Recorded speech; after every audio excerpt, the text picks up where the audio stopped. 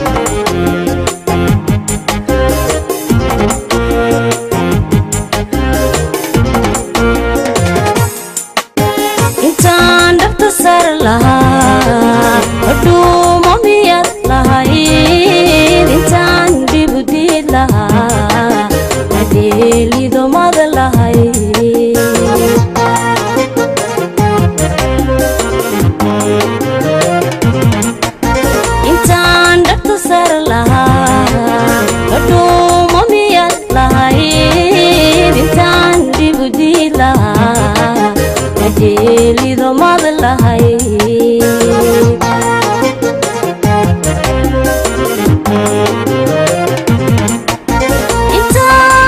إنسان ودقا نغلا مياد ميادي ودقات كي إنسان حق ودقا لها مياد ودقا إنسان حق ودقا لها مياد ودقا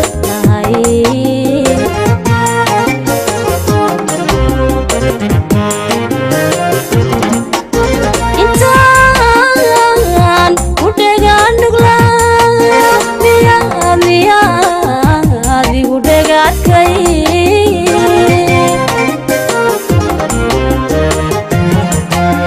إنسان حق ودقا لها مياد ودقا لهاي إنسان حق ودقا لها مياد ودقا لهاي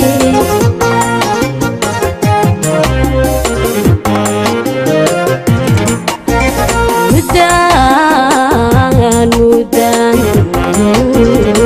وإصلاحات يوم